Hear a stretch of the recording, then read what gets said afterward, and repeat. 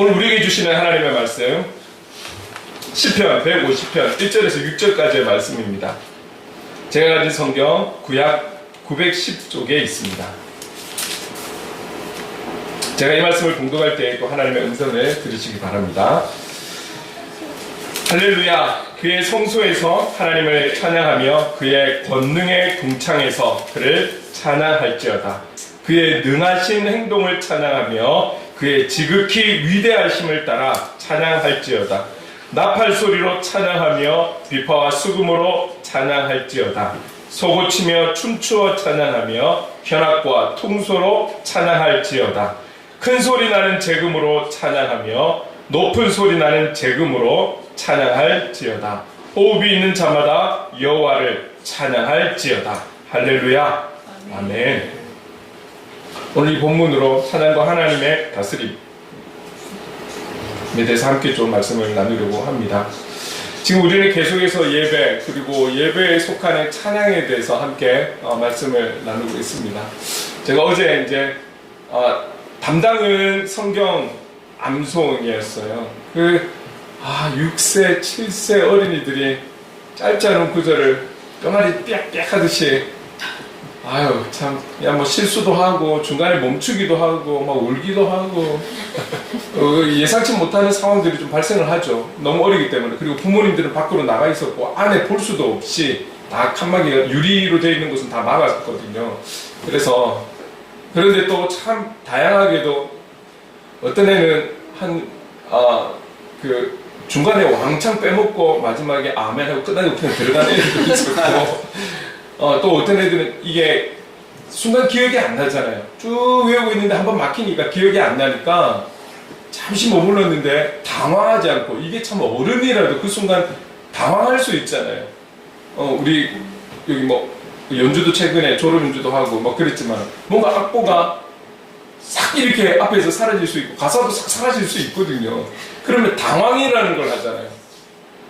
그래도 조금 꼰대 같은 분들은 아무거나 치다가 다시 생각나면 치고, 안 그러면 그 자리에서 끝내기도 하고 이러는데, 그 아이들이 당황하지 않고 잠시 맺혀 있더니 다시 또 시작하는 그런 아이를 보면서, 정말 저런 애는 참 대단하다. 그 나이에 맞지 않은 행동을 보면서 그런 생각들을 했더랬습니다. 네, 그리고 또 자기 거 할 때는 정말 진지하게 잘하는데, 딱 자기 순서 끝나면 어쨌든 앉아서 떠들고 장난치고 그거 말리느라고 선생님들이 더 힘들고, 네, 그런 분위기였죠. 어쨌든 전체적으로는 이 아이들이 너무 귀한 거예요. 어쨌든 하나님의 말씀, 그 말씀에 대한 내용을 이해를 하고 못하고 거의 못한다고 보아도 그렇게 말씀을 엄마와 아니면 아빠와 집에서 또 때로는 선생님과 주일에 같이 연습하고 준비하면서 그 과정들이 얼마나 아름다운 시간일까, 이런 생각들을 했어요. 그것도 참 좋은데, 사실 저의 관심은 이 아이들이 또 똑같이 그 아이들이 독창, 중창, 합창을 하는데 여기에 관심이 좀 사실은 개인적으로는 좀 많았어요. 듣고 싶은 거예요. 이 아이들이 어떻게 찬양을 하는지. 안 들을 뻔치가 너무 오래돼가지고. 그래서 영상을 찾아 듣기도 하지만 실제로 이제 듣고 싶은 거예요. 실제로 현장에서 들어보고 싶은. 그래서 그 담당하는 전체적인 그 연합회 임원에게 다음에 이왕 불러주실 거 찬양을 좀 해주시면 안 될까요? 라고 말을 하고 싶었으나, 거기 찬양 쪽에 점수를 내기 위해서 오신 분들을 보니까 지금 부산에서 활동하시는 중개 성악가들이 와가지고 있는 거예요. 그래서 저기 나보고 끼어달라는 것도 참 좀 아닌 것 같고 좀 그랬어요, 마음은. 그래서 이 어린아이들이 사실은 여러분 그래요. 우리가 찬양 중에도 성경 구절 그대로 이렇게 찬양으로 만들어 놓은 게 있거든요. 그런 거 보면 선율이 있는 기도, 아니면 선율이 있는 성경 구절, 말씀이 될 수 있는 거죠. 그래서 있는 그대로를 그냥 암송하는 것도 큰 의미에서는 찬양인 거예요. 그 말씀을 그대로를 표현하는 거니까요. 여기에 선율을 담아서 노래로 함께, 또 때로는 중창으로 합창으로 같이 이렇게 아이들을 이런 찬양을 하는 모습들, 그 또한 또 찬양이 되는 거죠. 근데 이 아이들이 부르는 그 찬양이 얼마나 순수하고 아름다울까. 때묻지 않은 어떤 근심, 걱정 이런 거, 사실 우리는 참 그런 부분들이 많이 있고 기본적으로 가지고 있으면서 하는 거잖아요. 근데 우리 예은이 나이 또래는 근심, 걱정, 염려 이런 것 자체를 일단은 모르는 때이기 때문에 그 상황에서 있는 그대로를 하나님을 찬양하는 그 순수함이 얼마나 아름다운지 그걸 듣고 싶었던 거예요. 현장에서. 영상을 우리가 많이 볼 수 있지만 현장에서 듣고 싶었던 거예요. 분명한 것은 그게 암송이든 찬양이든 지금 이 시대의 그 아이들이 또 교회를 통해서 또 부모님의 교육을 통해서 암송을 하고 또 찬양을 외워서 부를 수 있다라는 것 이 자체가 정말 아름다운 교육이고 무엇보다 하나님께서 보실 때 참 기뻐하시지 않나 이렇게 생각을 해보았습니다. 한 인간이 저도 그게 너무 좋은데 하나님 보실 때 얼마나 기뻐하시겠습니까? 우리 지금 최근에 예배 그 안에 있는 찬양에 대해서 같이 말씀을 나누면서 근데 우리가 흔하게 그냥 찬양이라고 말을 하고 있지만 그 찬양 안에 숨겨진 우리가 굳이 알려고 안 했던 중요한 내용들에 대해서 우리가 같이 나누고 있는 거예요. 그래서 우리가 찬양의 시간이 있는 것이고 찬양이라는 단어가 많이 성경 속에 있다라는 것이죠. 그 의미가 무엇인지를 알고 바르게 찬양하는 우리가 되기 원하는 마음에 말씀을 드리는 것입니다. 오늘 그래서 이 찬양과 하나님 나라의 다스림 여기에 어떤 관계가 있는지를 오늘 본문을 통해서 또 이 단어 찬양이라는 단어를 통해서 좀 구체적으로 알기 원하는 것입니다. 여러분 우리는 그냥 찬양이라는 이 한 단어를 쓰고 사용하고 있지만 이 찬양이라는 단어에는 풍부한 그런 어떤 의미들이 있다라는 것이죠. 그래서 평상시에 우리가 좀 잘 찾아보지 못했던 부분들을 오늘 여러분과 함께 좀 이렇게 나누려고 하는데 그런 여러 가지 의미가 있는 단어들 중에 하나를 가지고 오늘 여러분과 조금 이전과 다르게 좀 말씀을 같이 좀 깊이 있게 나누어 보려고 합니다. 우리가 쓰는 찬양어 중에는 이런 단어들이 있어요. 찬양, 찬미, 감사, 송축, 그리고 찬송. 전체적으로는 찬양어라고 할 수 있어요. 찬양어인데 여기에 다 뜻이 있는 거잖아요. 그래서 성경에도 보면 조금 구별되게 감사 또는 송축이라는 단어도 구별되게 쓰고는 있지만 많은 부분에 있어서는 찬양이라는 단어로 다 쓰고 있다라는 것이죠. 여러분 오늘 읽은 이 150편 1절에서 6절까지 그렇게 많지 않은 내용인데도 불구하고 여기에 혹 여러분 찬양이라는 단어가 몇 번 나오는지 세어보셨습니까? 이 짧은 구절 안에 이 찬양이라는 단어가 11번이나 나오고 있다라는 거예요. 뭔가 반복이 되고 많이 나오는 단어라는 것은 그만큼 중요하다라는 것을 일단 우리들에게 말하고 있는 것이죠. 기본적으로 우리가 알고 있는 많은 찬양어들의 공통점은 기억하십니까? 찬양의 시작은 관심에서부터 시작된다고. 어떤 관심? 하나님의 성품과 하나님의 하신 일에 대한 여기에 대한 관심에서부터 찬양이 시작이 된다고 그 의미를 같이 한번 나눴었죠. 보면 이 찬양이라는 단어가 기본적인 가지고 있는 그 뜻이 자랑이에요. 자랑. 그래서 오늘 시편 150편 1절에서 6절까지 나오는 이 11번의 찬양이라는 원어에서 나오는 단어가 할랄이라는 히브리어가 나와요. 원어를 보면 그 할랄이라는 단어가 바로 이런 자랑하다 이런 뜻이 있다라는 거죠. 이 11번 다 똑같은 할랄이라는 단어를 쓰고 있어요. 그래서 오늘 할랄이 갖고 있는 찬양에 대한 그 의미를 조금 더 우리가 살펴보려고 하는 것입니다.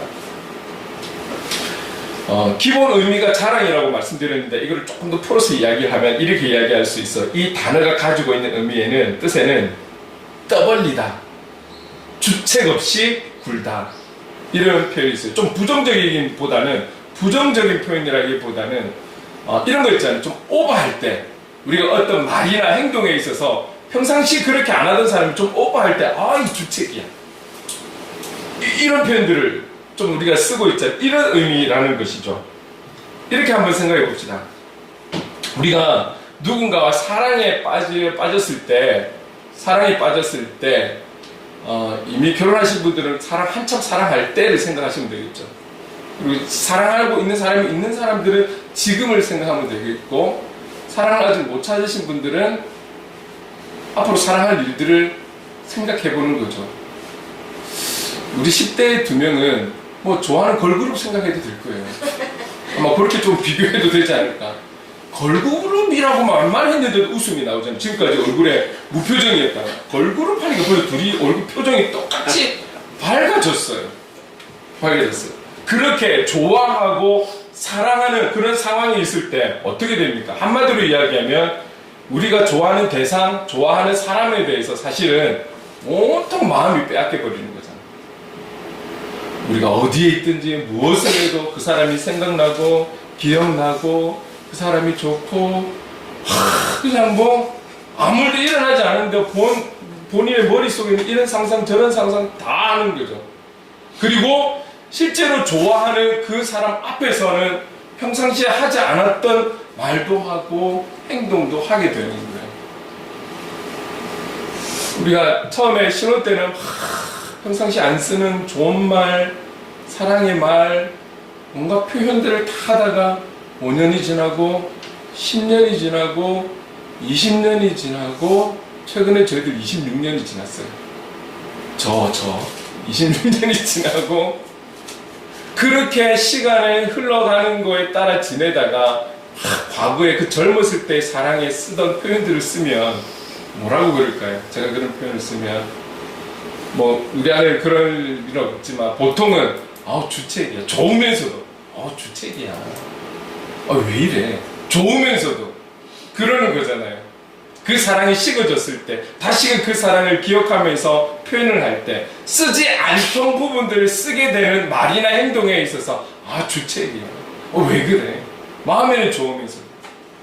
여러분 할랄이 갖고 있는 뜻이 이런 거예요. 평상시에 그렇지 않은 사람들이 말이나 행동이나 이게 달라지는 거예요. 그래서 오버한다라는 뜻이 거기 안에 숨어 있다라는 거예요.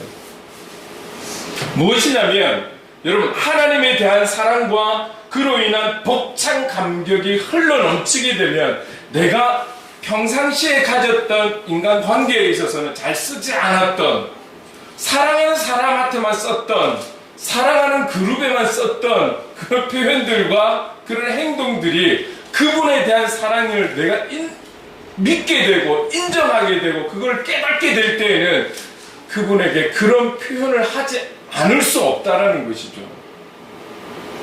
그래서 그런 사랑을 알지 못하는 세상 사람들은 우리를 향해서 주책 없이 왜 저렇게 오버하지? 라고 말할 수도 있다라는 거예요. 그럴 정도로 찬양하는 그 찬양의 표현에 대해서 할랄이라고 이야기를 하는 거예요. 여러분 우리가 함께 모여서 찬양함이 여러분 조금 이렇게 뭔가 다른 사람이 볼 때 내가 오버하는 것 아닌가? 혹시 내 목소리가 내가 화음을 넣는 것이 내가 어떤 손을 들고 찬양하는 것이 내가 일어서서 찬양하는 것이 방언으로 찬양하는 것이 눈물을 흘리며 찬양하는 것이 사람들에게 방해되는 것 아닐까? 사람들이 나를 쳐다보지는 않을까? 그렇게 봐도 상관이 없는 거예요. 그 찬양이 할랄에 주는 의미의 찬양이라는 것이죠. 오늘 1절에서 6절까지 말하는 우리에게 찬양하라는 그 명령어의 이 찬양의 의미가 그런 찬양인 거예요. 평상시 누구한테나 쓰던 말처럼이 아니라 정말 사랑하는 사람 앞에 정말 감동받은 사람 앞에 정말 은혜받은 그들에게 할 수 있는 나의 모든 것들, 표현들 내가 할 수 있는 최선의 모든 것을 이것을 우리는 주일에서 이렇게 표현하잖아요. 전심으로 찬양합시다.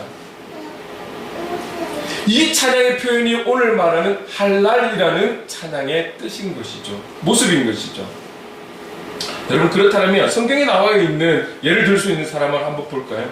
다윗이 그랬어요. 찬양하면 빠뜨릴 수 없는 게 모든 하나님의 사람들은 다 찬양해요.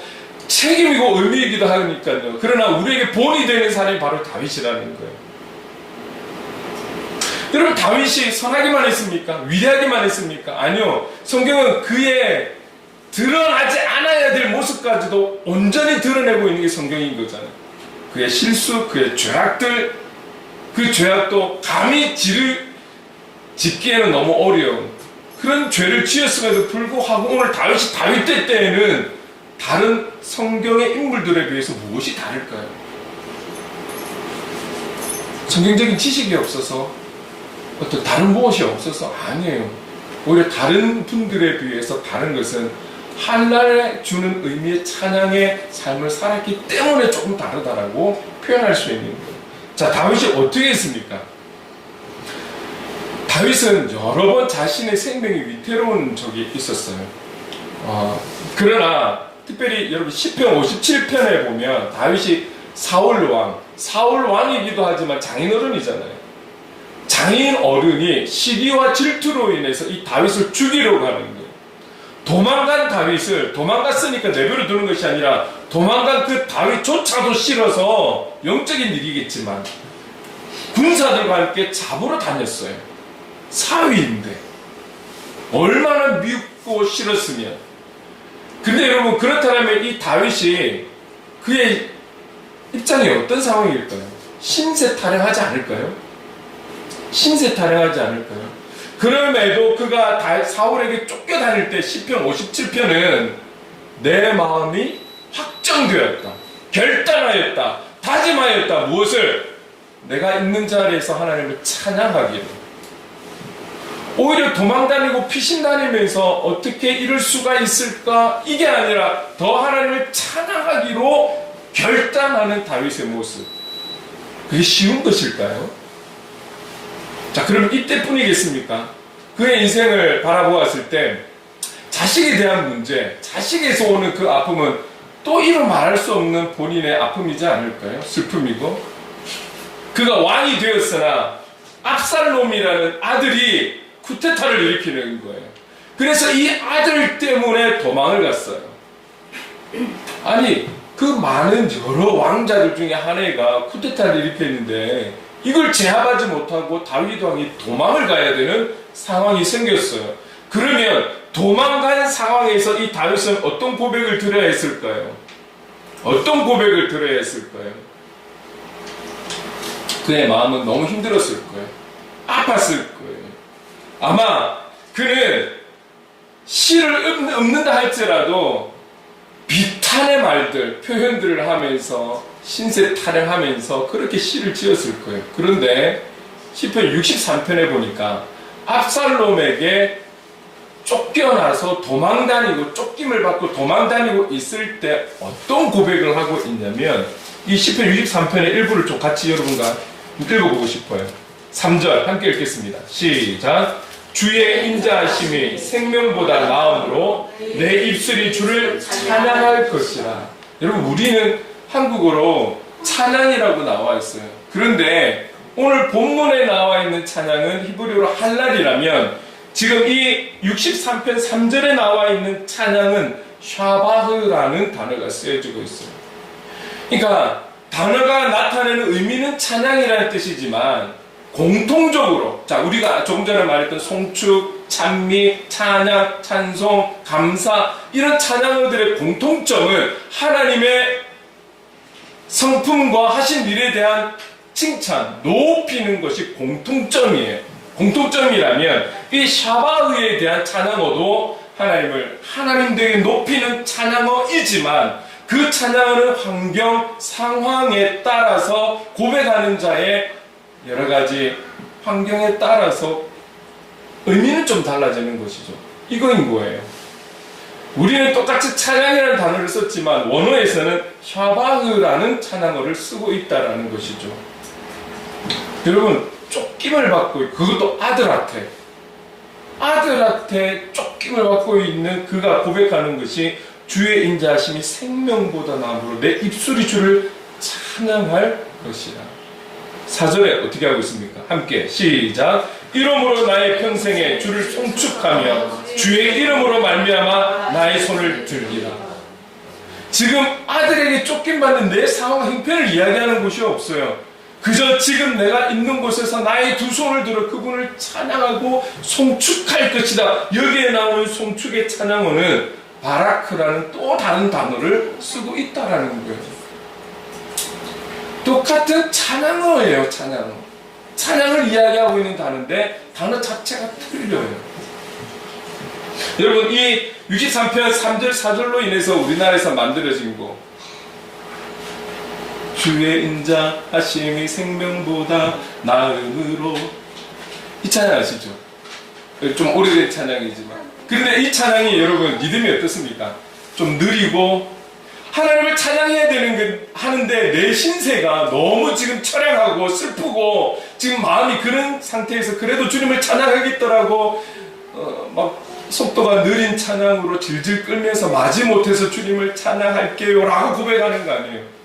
이 해석이, 이 작곡가는 주의 인자 하심이 생명보다 나음으로 내 입술은 주 찬양, 아주 빠르지는 않지만 경쾌하게 부르는 거예요. 그런데 이것을 다윗이 이 찬양을 부른다고 생각해 보세요. 이 찬양을 부르고 있는, 이 리듬에 맞춰 부르고 있는 다윗의 실제적인 현장은 아들에게 쫓겨다니고 있는 입장이라는 거예요. 뿐만 아닙니다. 5절에 보면 이렇게 고백합니다. 같이 읽겠습니다. 시작. 골수와 기름진 것을 먹음과 같이 나의 영혼이 만족할 것이라. 나의 입이 기쁜 입술로 주를 찬송하되, 여기서 우리는 찬송이라는 단어를 쓰면서 이 찬송은 찬송이라는 단어이지만 할랄이라는 단어를 쓰고 있는 거예요. 근데 여러분, 이 내용을 한번 보세요. 골수와 기름진 것을 먹음과 같이 내 영혼이 만족할 것이라.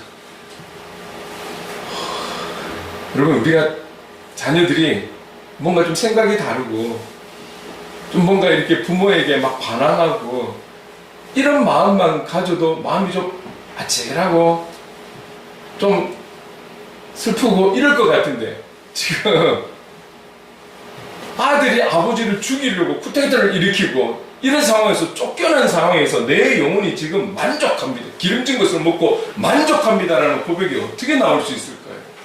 여러분, 이게 가상의 인물이 아닙니다. 신앙이 있고 없고를 떠나서 역사적인 한 인물이잖아요. 위대한 인물. 그의 고백인 거예요. 이런 상황에서 어떻게 이런 고백이 나올 수 있을까요? 11절 한 번만 더 읽겠습니다.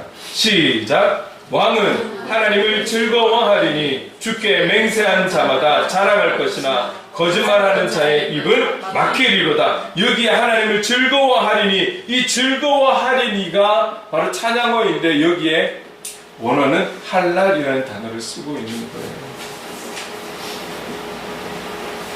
다윗이 지금의 자신의 현재적 상황과 배경에서 이런 고백을 할 수 있다는 것은 너무 놀라운 것 아닐까요? 그렇다고 다윗이 우리와 다른 어떤 사람인가요? 어떤 외계에서 온 사람인가요? 아니잖아요. 똑같이 아픔을 알고 슬픔을 알고 감정이 있는 똑같은 사람이라는 거예요. 그렇게 슬퍼하고 탄식할 수 있는 비탄의 시를 쏟아내어도 부족할, 인간적으로는 그런 상황이고 환경임에도 불구하고 오직 하나님 되심을 찬양하고 찬송하고 있는 그 찬양과 찬송이라는 단어가 조금 할랄과는 다른 부분이지만 결국은 할랄의 찬양으로 찬송하고 있는 다윗을 볼 수 있는 것입니다.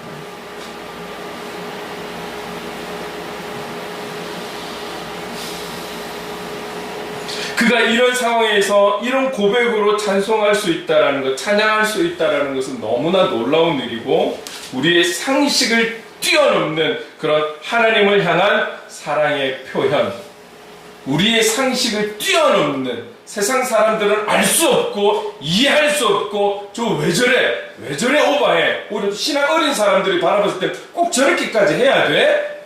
저 왜 저래 오버하고 있지? 이런 찬양이 할랄이라는 찬양이에요. 그런데 오늘 이 단어 할랄이라는 찬양, 이 찬양을 시편 150편 1절에서 6절까지는 우리에게 그런 찬양을 하라라고 명령하고 있다라는 거예요. 그렇다면 오늘 다윗이 보여주었던 그 찬양의 모습들, 그리고 할랄이라는 단어가 정말 갖고 있는 그 찬양의 모습들을 우리가 기억하면서 앞으로는 할랄이 우리에게 맞춰지는 것이 아니라 우리가 할랄에 맞춰서 찬양해야 된다는 사실을 기억하셨으면 좋겠어요.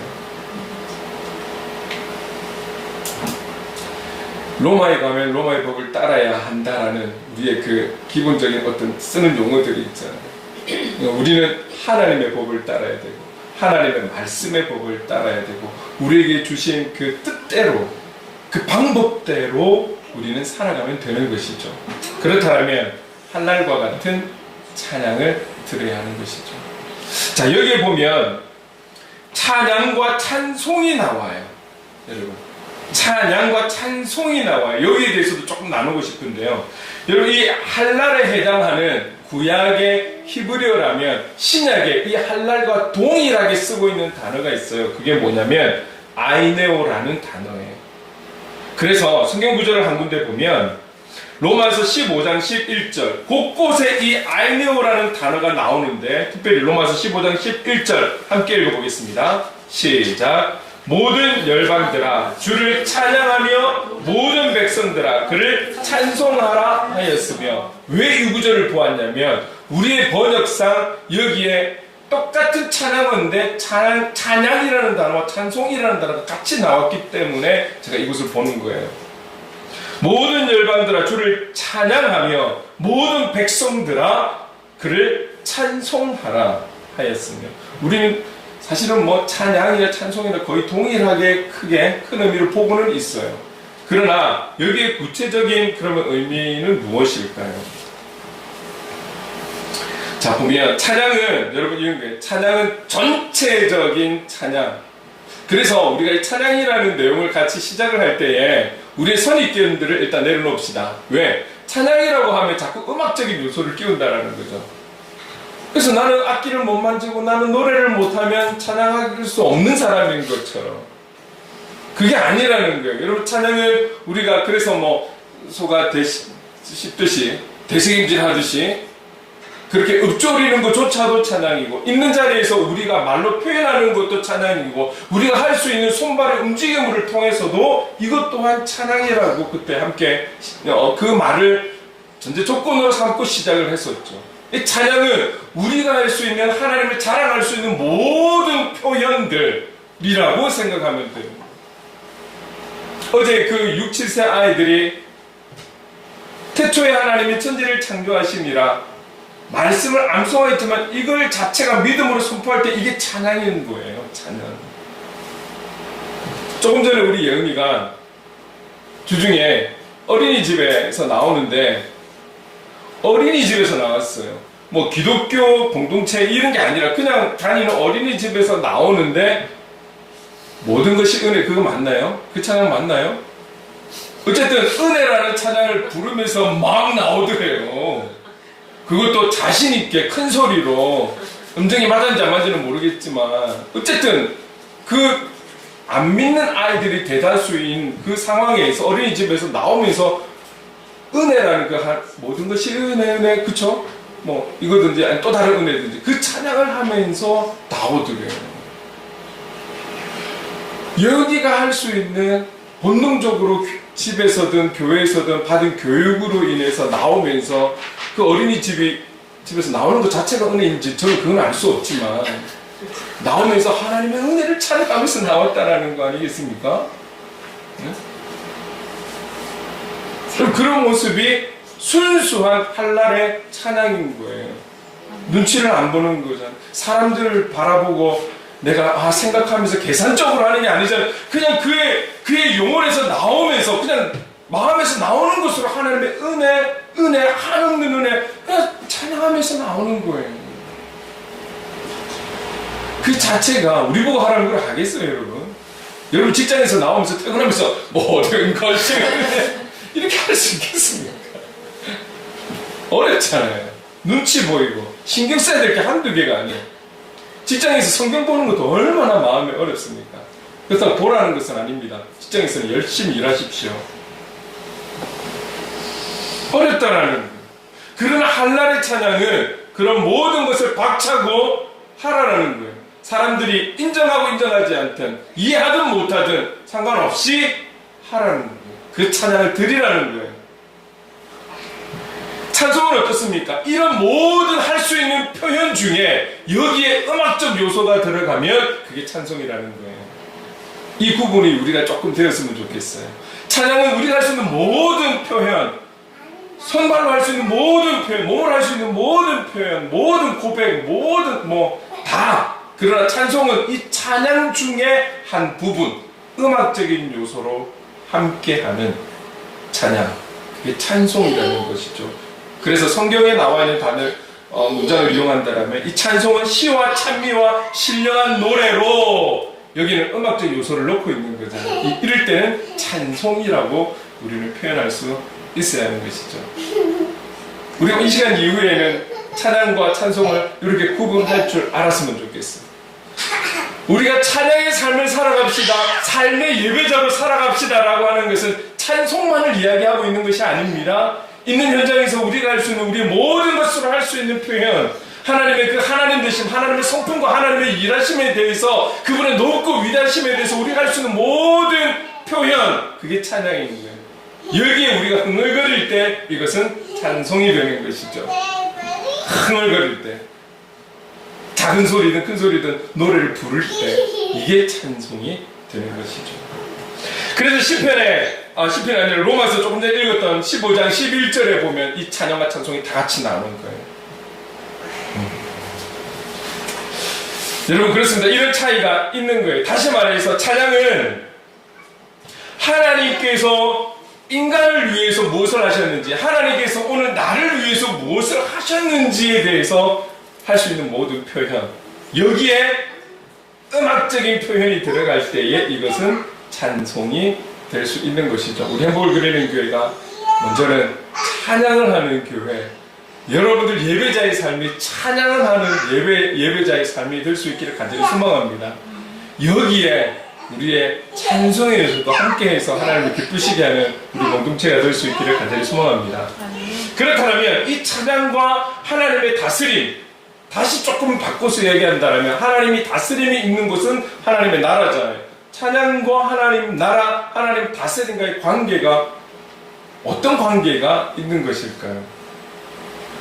여러분, 우리가 일반적으로 국가를 이야기할 때 국가의 한 나라의 구성 요소 3대 요소가 있는 거잖아요. 하나는 주권, 그리고 하나는 국민, 하나는 영토. 그래서 우리는 하나님 나라에 있어서 그러면 주권은 누구에게 있느냐? 하나님인 거죠. 하나님 나라에 있어서 모든 주권은 하나님께 있고, 그 하나님 나라의 백성은 누구입니까? 다시 말하면 예수 그리스도를 믿는 모든 사람들이 국민이 되는 것이죠. 그러면 영토는 어디가 될까요? 여러분, 우리가 하나님 나라를 생각할 때 어딘가 모른 저편에 하나님 나라가 있을 것이다. 막연하게 우리는 이렇게 사실을 생각해요. 그리고 또 이렇게도 이야기하죠. 죽으면 가는 나라, 죽어서 가는 나라, 어딘지는 모르겠지만 요단강을 건너면 있는 하나님 나라. 그렇다면 주 예수와 동행하니 그 어디나 하늘나라. 이 하나님 나라는 어디입니까? 내가 죽지 않고 주님과 동행하는 이곳이 하나님 나라라고 이야기하는데, 그럼 그 하나님 나라와 이 하나님 나라는 다른 것입니까? 그게 아니라는 거죠. 여기에 대해서 우리가 함께 조금 나누고 싶은 것입니다. 여러분, 하나님 나라는 단순한 공간적 개념이 아니라는 거예요. 공간적 개념이 아니에요. 하나님 나라에서 우리가 갖고 있는 지식으로 인해서 그 다 모든 것을 표현할 수 있는 하나님 나라라면 얼마나 좋을까요? 자, 여러분 보세요. 오늘 우리 함께 예배드리는 여기에도 흔히들 우리가 말하는 초신자, 그러니까 신앙생활을 시작한 지 얼마 안 되신 분들도 계세요. 신앙생활이 오래되었다라고 할지라도 여기에 꼭 필요한 것은 하나님과 나와의 관계가 꼭 필요합니다. 인격적인 관계. 그러면 이 인격적인 관계로 무엇이 형성이 됩니까? 여기에는 구원의 확신이다. 아무리 오래 다녀도 구원의 확신이 없으면 내 영혼을, 그러니까 우리가 쉽게 이야기하면 지옥에 갈 수밖에 없는 우리를 건져내어서 하나님 나라로 갈 수 있는 자격을 부여하는 데 있어서 이게 구원인데, 이 구원은 오직 예수 그리스도만으로 인해서 이루어지는 것이죠. 그렇다면 신앙생활을 하면서 처음에는 잘 몰랐으나 시간이 지나가면서 포기하지 않고 밖으로 새지 않고 신앙생활을 하면서 예수 그리스도를 어느 날 내가 나의 마음에 믿기 시작하고 그 주님이 하신 말씀대로 내가 신뢰하고 그 말씀대로 살아야겠다라는 순종이 오게 되고 그분이 결국은 나의 구주가 되신다라는 것을 인정하게 될 때에 내 입술로 시인하게 될 때에 이거는 영적인 세계에서 우리의 마음 안에 주님께서 우리 안에 오시게 되는 거예요. 이거를 우리는 영접이라고 하는 거예요. 영접, 모시는 거예요. 그냥 주님 내 안에 계십니다 라는 것이 아니라 그 영접의 증거는 내가 주님의 말씀을 믿느냐, 신뢰하느냐, 그분 말씀대로 살아가고 있느냐를 보면 아, 내가 그분을 믿는구나, 믿지 않는구나를 확인할 수 있어요. 그분에 대한 인정을 하게 되고 신을 하게 될 때에 우리 안에 그분의 존재가 들어오시는 거예요. 우리가 이런 고백을 하잖아요. 주님 내 안에 들어오십시오. 주님 나의 텅 빈 마음 가운데 내 안에 와주십시오. 여러분 주님이 우리 안에 오시려면 우리가 그분 믿으면 돼요. 온전히 믿으면 돼요. 이 믿음이라는 것은 예수 그리스도에 대한 믿음, 그분의 말씀에 대한 신뢰뿐만 아니라 순종에 이르기까지 갈 때에 그분은 우리 안에 오시게 되는 거예요. 그분이 우리 안에 오신다는 것은 무슨 말입니까? 그분이 우리를 다스린다는 거예요. 결국 나의 고백, 주님 내 안에 오십시오라는 것은 주님의 다스림을 받고 싶습니다. 주님의 통치함을 받고 싶습니다. 이 고백과 동일한 거예요. 그래서 계속해서 내 안에 계신 그 주님의 말씀대로 살아가겠습니다. 하나님의 그 뜻대로 살아가겠습니다. 라는 고백과 동일한 것이죠. 여러분 그렇다면 자, 하나님 나라의 주권은 누구에게 있습니까? 하나님에게 있는 거예요. 그리고 그 하나님 나라의 백성은 누구입니까? 예수 그리스도를 믿는 자라고 했습니다. 오늘 예수 그리스도를 믿는 우리가 하나님의 백성이 되었고 내 안에 그분의 다스림이 있을 때에 결국 하나님의 나라는 우리 안에 있다라는 거예요. 하나님의 영토는 우리 안에 있다라는 거예요. 그러므로 인해서 주권과 영토와 국민이 이루어지는 거예요. 죽어서만 가는 나라가 하나님 나라가 아니에요. 주님과 동행한다라는 그 의미를 우리가 잘 이해를 해서 받아들여서 그분을 온전히 영접할 때에 여러분 우리 안이 하나님 나라가 되는 거예요. 그래서 우리는 공간적 개념이 아니라는 것을 지금 말씀을 드리고 있는 것입니다. 그렇다면 하나님 나라를 구체적으로 내 안에 계시다면 이렇게 이야기할 수 있어요. 내가 발을 딛고 서 있는 곳, 나에게 허락하신 저 일터, 저 현장, 그곳이 내가 서 있는 그곳이 그 모든 곳이 하나님의 나라가 되는 것입니다.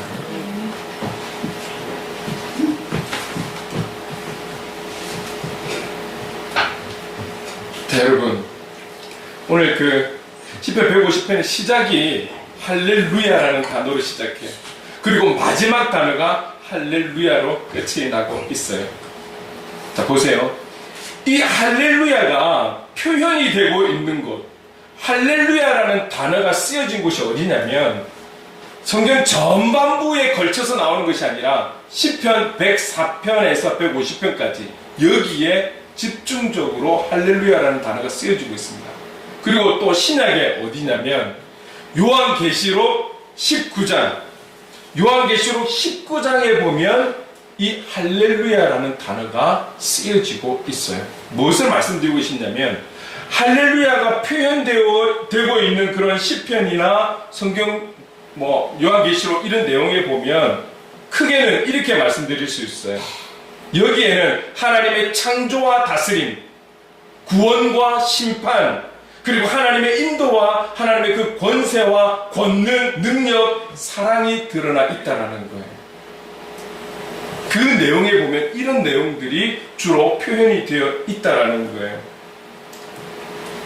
하나님의 그 위대하고 영원하신 그 하나님을 의식하게 되면 성경이라 할지라도 그 하나님을 찬양하지 않을 수가 없는 것이죠. 그래서 할렐루야가 표현이 되어 있는 거예요.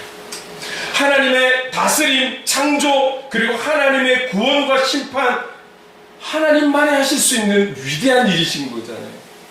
이 세상에 어느 누구도 할 수 없는, 하나님만이 하실 수 있는 그 놀라운 일하심에 대한 표현이 바로 할렐루야라는 것이에요. 여러분, 이 할렐루야가 독특하게도 공통적인 게 있어요. 뭐냐면 이 할렐루야가 어떤 뜻이냐면 여호와를 찬양하라 라는 뜻으로 우리 잘 알고 있잖아요. 근데 온 세계에 기독교가 있는데 온 세계의 기독교가 각 나라의 말로 여호와를 찬양하라 라고 고백하지 않아요.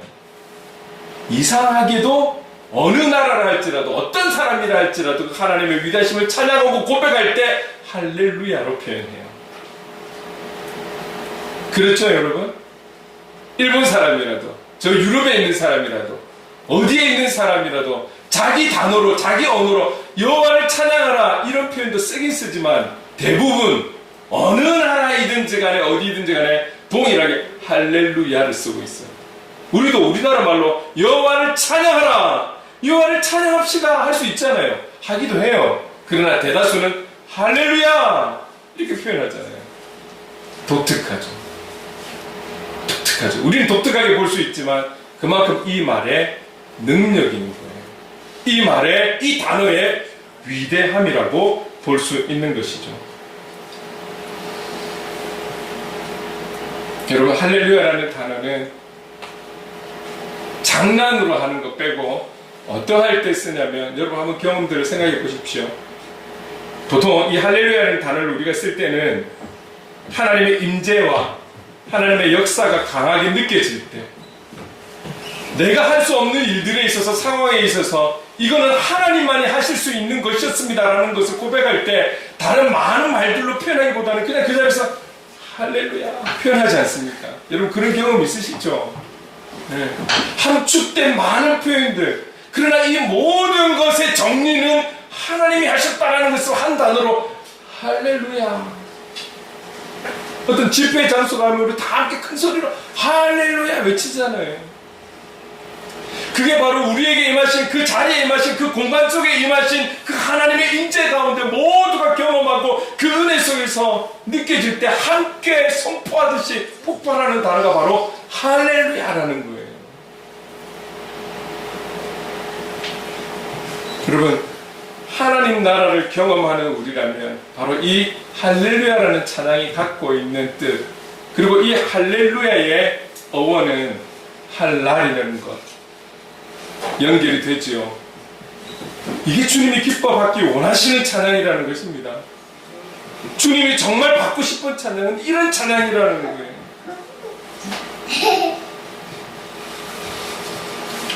여러분 간단하게 할날에 찬양을 해야 하는 이유 크게 두 가지만 얼른 제가 말씀드릴게요. 첫 번째, 찬양을 통해서 하나님의 이름이 증거됩니다. 할랄이라는 찬양을 통해서 할렐루야라는 이 찬양을 통해서 하나님은 하나님의 이름이 증거되는 것입니다. 우리 한번 읽어볼게요. 히브리서 13장 15절 함께 시작. 그러므로 우리는 예수로 말미암아 항상 찬송의 제사를 하나님께 드리자. 이는 그 이름을 증언하는 입술의 열매니라. 그 이름을 증언하는 입술의 열매 찬양이 그렇다라는 거예요. 그래서 우리는 삶의 예배자가 되어야 합니다. 있는 곳에서 그분의 이름을 증거해야 되는 삶 그게 예배자의 삶인 거잖아요. 그래서 하늘과 같은 찬양의 삶을 살아야 한다는 것이죠. 두 번째, 찬양을 통해서 하나님의 나라가 확장됩니다. 말씀을 볼게요. 사도행전 2장 47절 함께 읽겠습니다. 시작. 하나님을 찬미하며 또 온 백성에게 칭송을 받으니 주께서 구원받는 사람을 날마다 더하게 하시니라. 아멘. 우리 해골 그린 교회의 이 말씀을 믿고 의지해서 우리가 열심히 할날과 같은 찬양으로 주님 기뻐하시는 찬양으로 나아갈 때 믿는 자를 더하게 하시는 그 하나님의 역사를 우리가 함께 바라보면서 찬양하는 그런 일들이 더 많아졌으면 좋겠습니다. 할렐루야. 하나님이 하신다라는 게 얼마나 그 찬양 받으시는 게 좋으면 그 할랄과 같은 찬양을 받으시는 게 좋으면 믿는 자는 날마다 더하시는 분이 하나님이시라는 거예요. 여러분, 어디 가서 우리가 어떤 전도든 생명의 열매든 많이 맺었다고 자랑하면 안 돼요. 이거 우리의 자랑이 아닙니다. 믿는 자를 더하게 하시는 분은 하나님이신 줄로 믿습니다. 그렇다면 우리의 참된 역할은 찬양이라는 거예요. 찬양의 삶, 삶의 예배자, 이것이 우리의 본 의무라는 거예요. 하나님께서 도와주셔야 생명의 열매도 맺는 것 아니겠습니까? 그렇습니다. 하나님을 찬미하며 초대교회 성도님들이 얼마나 아름답게 지냈습니까? 내 것을 내 것으로 여기지 않고 모든 것을 드러내어서 함께 아름다운 공동체의 삶을 이루었습니다. 여기에도 하나님께서 기뻐하셨고, 믿지 않는 자들이 바라볼 때 이게 너무 이뻐 보이니까 그들을 향해서 그리스도인이다라고까지 표현해 줬잖아요. 이걸 통해서도 하나님 기뻐하시지만 무엇보다 하나님이 기뻐받기를 원하시는 것은 하나님을 찬미하는 거예요. 이것을 잊으면 안 되는 거예요. 우리가 어떤 선한 일들을 하고 어떤 선한 영향력을 나타낸다 할지라도 잊지 않아야 되는 것은 하나님을 찬미하는 것, 하나님을 찬양하는 것, 하나님을 찬송하는 것을 잊어서는 안 되는 거예요. 이것을 이루어야 그 다음 하나님의 일들을 하게끔 하나님이 도와주시는 거죠. 우리의 본질은 찬미하는 거예요. 하나님을 찬양하고 찬송하는 이것이 우선이 되어야 할 줄로 믿습니다. 여러분, 지금 우리의 환경에서 상황에서 전도의 시간, 그거는 그 시간은 제가 할게요. 지금 우리의 환경과 상황에서 여러분들은 전도를 안 하는 것이 아니라 여러분들의 삶의 현장에서 전도하시는 거예요. 여러분들의 삶의 현장에서 삶의 예배자로 살아가시면서 이 할랄과 같은 찬양의 삶을 살아갈 때에 우리 교회로 등록하고 안 하고 상관없이 그 영혼들이 가까이 있는 교회로, 지인들의 교회로 그런 영향력을 나타내는 것, 그건 하나님의 일이신 거예요. 여러분들 그 일을 하러 그 현장에 있다라는 것이죠. 열심히 사십시오. 최선을 다하십시오. 저는 저에게 주어진 시간 속에서 지금은 저 혼자지만 또 나가서 하는 거예요. 여러분과 저가 함께 하는 거예요. 잊지 마십시오. 우리가 어디에 있다 할지라도, 어느 자리에 있다 할지라도 우리의 우선은 하나님을 찬양하고 찬미하는 것이 우리의 목적이라는 것을 잊지 마십시오. 그렇다면 그 이후의 모든 일들은 하나님께서 역사해 주실 줄로 믿습니다. 할랄은 끓어오르는 그런 감격을 가지고 우리의 사랑을 주께 고백하여서 온 세상 앞에서 주님을 자랑하는 거예요. 그렇다면 이 자랑이 여러분의 현장에서도 흘러갈 수 있기를 간절히 소망합니다. 사람들 붙잡고 예수천당, 불신치욕 이런 거 말고요. 열심히 사세요. 땀 흘려 사세요. 정직하게. 그러면서 읊조리듯이 표현하는 그 모든 표현. 그리고 여러분 속에 하나님 주시는 기쁨으로 충만해서 내 얼굴에 비춰지는 미소, 이거면 돼요. 이 모습이면 돼요. 우리가 하나님 앞에서 있는 자리에서 하나님을 찬양하는 것, 영광스러운 특권인 것을 여러분 기억하십시오. 그런 자로 살아간다는 것, 이거 특권이라는 것 기억하십시오. 이 특권을 놓치지 말고 우리의 시선을 온전히 주님께 둘 수 있고, 그리고 있는 자리에서 주님의 높고 위대하심을 찬양하는 그런 주님의 기쁨이 되는 저와 여러분, 우리 공동체 될 수 있기를 주님의 이름으로 축원합니다. 아멘. 오늘 중요한 부분이었습니다. 좀 길었지만 중요한 부분이었습니다. 여러분, 우리가 가진 것도 없고 많은 것이 부족하지만 우리가 2024년도에도 여기에 집중해서 하나님의 기쁨이 되는 우리 공동체로 나갈 수 있도록 그렇게 준비를 하겠습니다. 큰 변화는 없다 할지라도 더 우리의 마음을 모아서 찬양과 예배의 힘을 쓰는 우리 교회 공동체 될 수 있도록 우리 함께 이 마음으로 나아갈 때에 하나님의 놀라운 은혜들을 우리는 경험하게 될 줄로 믿습니다. 우리 그 마음으로 부르신 곳에서 함께 찬양합시다.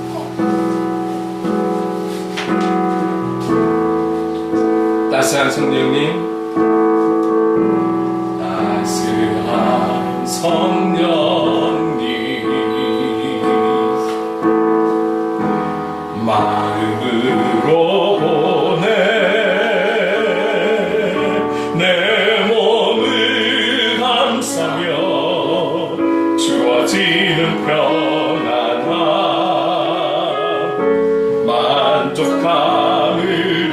진리네. 사랑과 진리에, 사랑과 진리에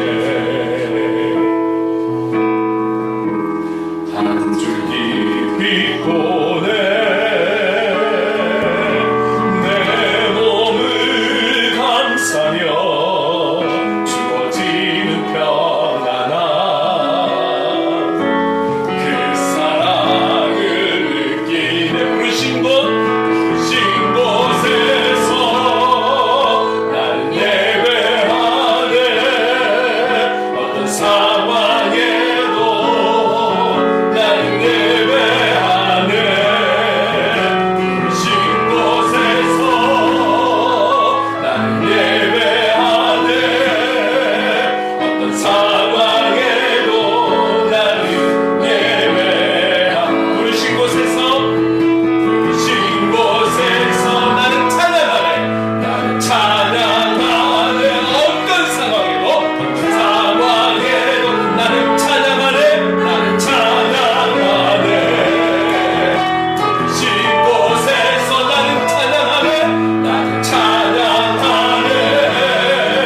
어떤 상황에도 나는 찬양하네. 내가 걸어갈 때 길이 되고 살아갈 때 삶이 되는 그곳에서 찬양하네. 찬양하네. 내가 걸어갈 때 길이 되고 살아갈 때 삶이 되는 그곳에서 찬양하네. 찬양하네. 내가 걸어갈 때 길이 되고 살아갈 때 삶이 되는 그곳에서 예배하네. 예배하네.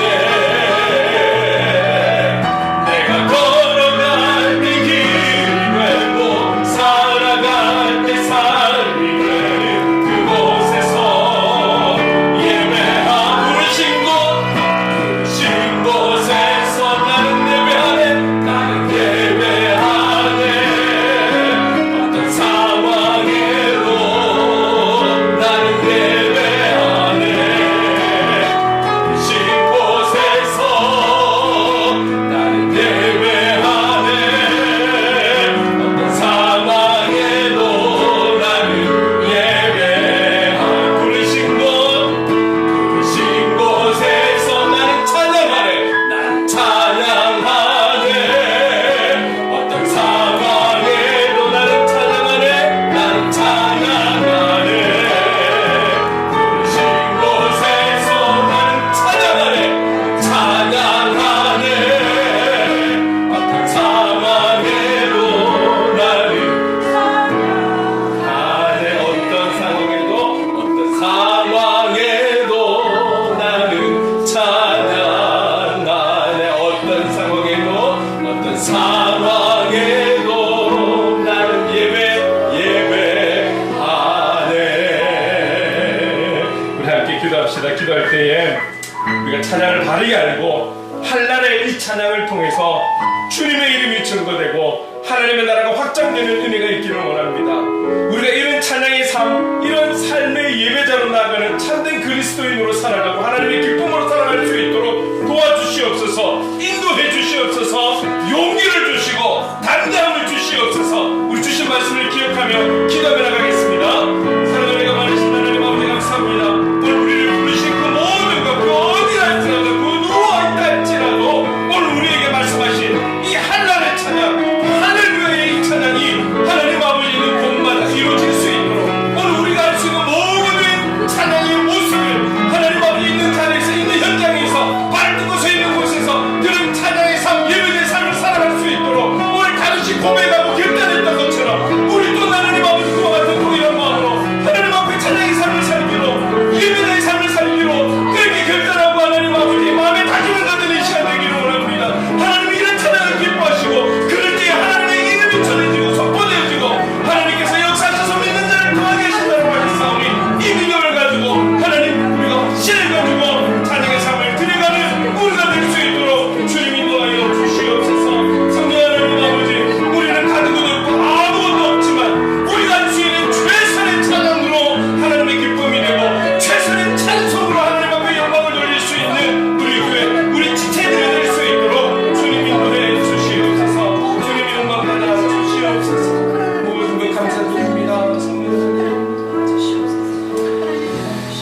주님, 우리 행복을 그리는 교회 공동체의 모든 지체들이 바른 찬양, 찬양의 삶, 나의 만족된 찬양이 아닌, 내가 원하는 방식의 찬양이 아닌, 하나님이 원하시는, 하나님이 기뻐 받으시는, 주님께서 우리에게 명령하신 그 찬양을 바르게 알고 그 하나님의 뜻을 쫓아나가는, 그렇게 예배하는 그런 삶의 예배자가 되는 우리가 될 수 있도록 주님 인도해 주시옵소서. 이런 모습을 통해 오늘보다 내일 우리가 더욱 성숙한 그리스도인의 삶을 살아갈 수 있도록, 하나님께서 기뻐하시는 삶을 살아갈 수 있도록, 하나님의 뜻을 이루는 삶을 살아갈 수 있도록 인도해 주시옵소서. 예수님의 이름으로 기도드립니다. 아멘.